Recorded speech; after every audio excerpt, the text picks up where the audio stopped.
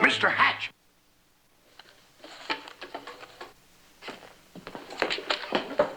Drop it. Drop it this second. You're hurting me, Professor. Drop it, I said. You're excused, Mr. Hatch. You don't have to complete the examination. You will sit there while the others finish up. And you will remain after class. Understand? Gosh, Professor. Never mind.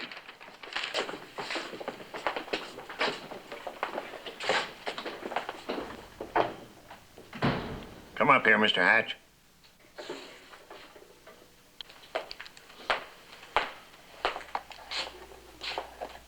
Why do you cheat? Oh, I don't cheat, Professor. Not all the time. I just happened to be caught unprepared this time, that's all. You mean you got caught? Period. I hate cheats and liars, Hatch. There's no place for them at the university. Oh, Professor, you can't. Don't tell me what I can or can't. How many other examinations have you been cribbing? None, I swear it. I wonder if the dean would believe that.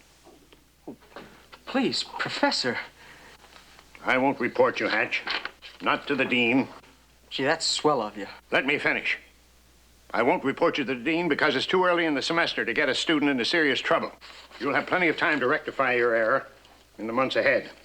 However, I don't intend to let your dishonesty go unnoticed. I'm writing a letter to your father tonight. To my father? What for? I find that I'm often not as persuasive as a parent can be. So I intend to enlist some support in your discipline. Good afternoon.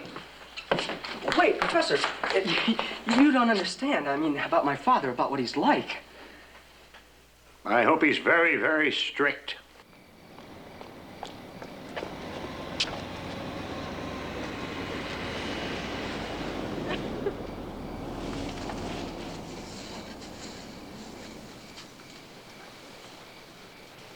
Well, he's not there. Well, he was there a minute ago.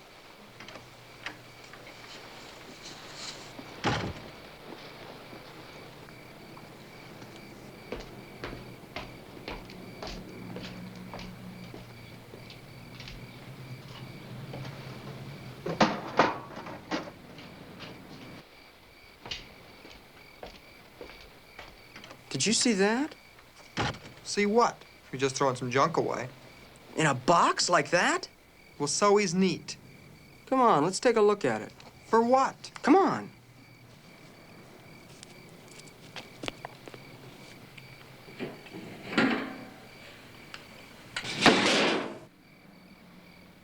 Well, it's a Hatbox. Well, now, wait. I just thought of something. Well, what? You say his wife's been gone a long time? Yeah, about 6, 7 weeks, I think. Well, you may think I've lost my marbles. Well, I do. No, I'm serious. You know how that dame treated him? Well, what if... I mean, isn't it possible that the old guy finally got up enough nerve... Well, you don't think that... What do you mean? It happens, doesn't it? I mean, guys are always knocking off their wives. He just said she was going to visit her sister. That doesn't make it true. Well, you don't think that... You better open it. Well, go ahead, open it. Okay.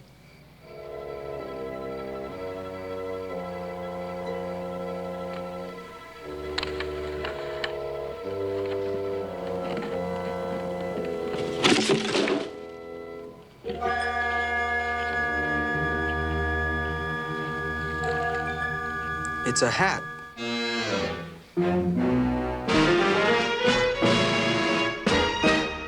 Maybe she went to visit someplace. As for the hat, maybe she told Jarvis to get rid of it. Maybe she changed her mind about it.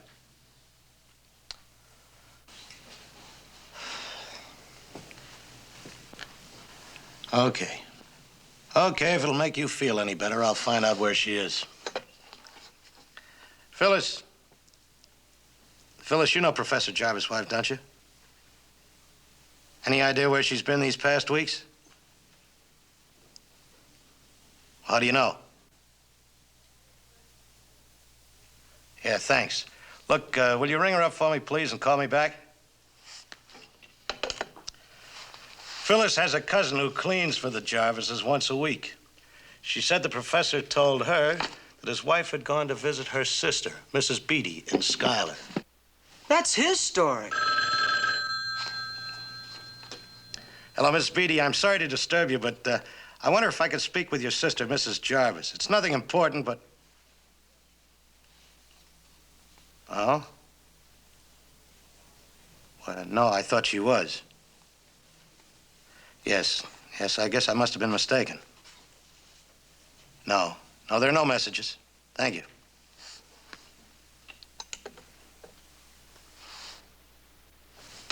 What's the matter? Wasn't she there? No. Her sister says she hasn't seen her in over a year.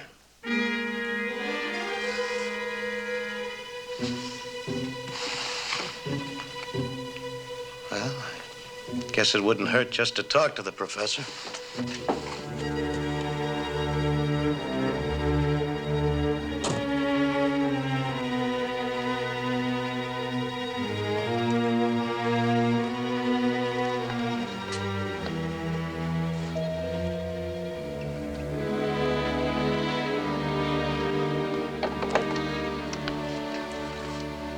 Why, Lieutenant Roman. Good evening, Professor Jarvis. May I come in? I'd like to talk to you. It's about your wife. My wife? Yes, and this hat box. Do come in.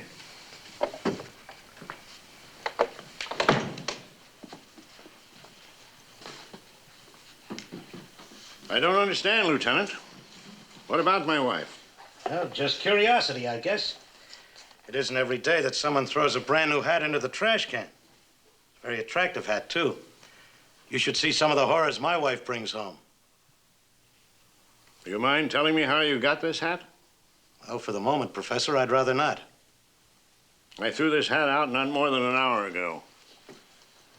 Since when do the police investigate trash cans? I'm afraid that's not the issue. I'd appreciate it, Professor, if you'd tell me why you threw it away. Doesn't your wife care for it anymore? It's still new. It's got the price tag on it.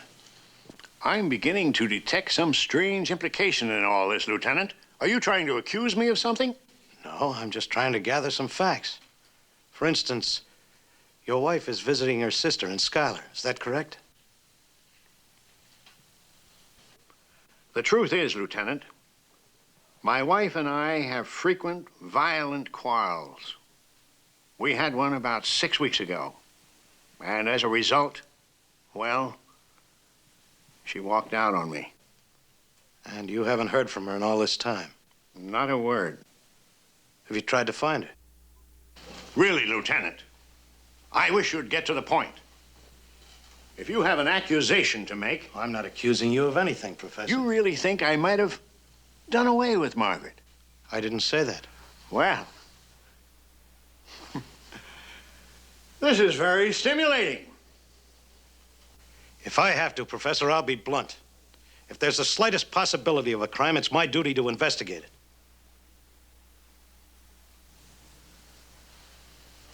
Now, I'm not saying you're not telling the truth, but you must admit there's sufficient motive. And your recent actions. I suppose I have been acting like a criminal, telling lies about my wife's whereabouts and throwing out hats. But tell me how you think I might have done it, Lieutenant. Just from your professional point of view. Well, Professor, it strikes me as that you'd be an ideal man to dispose of a body intelligently. Is that so? Yes, with your knowledge of biology, anatomy, body chemistry. Oh, so you think my special training equips me for it?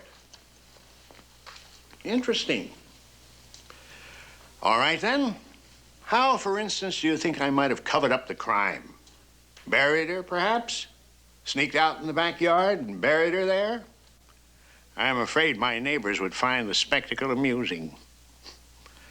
You know, I don't own a car. Of course, if you want to search this house, you have my permission.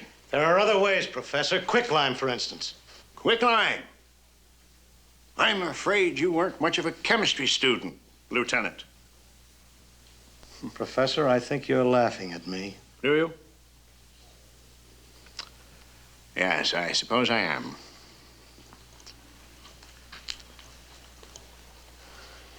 I didn't intend to make light of it. I suppose I'm just covering up for my feeling of guilt. Guilt? Yes. Do you think I haven't wished Margaret dead 1,000 times? Wished that her nagging tongue was stilled forever? But the human animal is a complicated beast. And in my own tormented fashion, I endured our fights and quarrels for a very bewildering reason. I still loved my wife. Sounds strange, doesn't it? But it's the truth. I love her, Lieutenant, with all her faults. And if she were to walk in that door right now, I'd beg her to stay. And that's why I can't bear to have anything around that reminds me.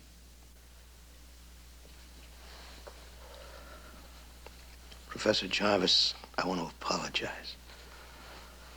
I don't know how I get set off like this, but seeing that Hatbox and then coming up with this crazy theory, why, I guess I just got carried away. If there's anything I can do to help, any way I can help in finding your wife. Finding her won't help. It won't make her want to come back. Well, you can call on me in case you need me. Thank you. Thank you very much, Lieutenant. I'll show myself out.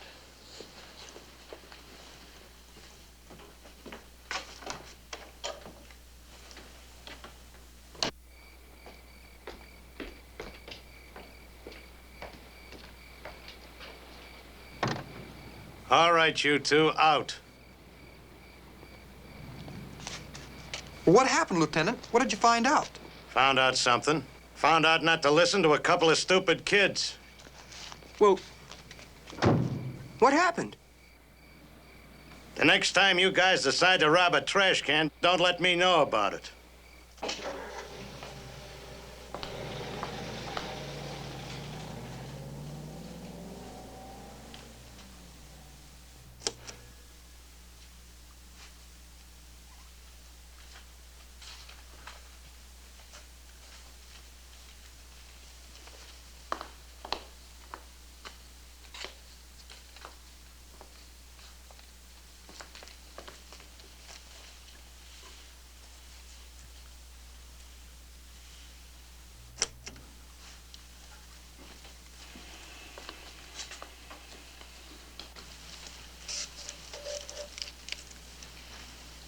Good night, Margaret.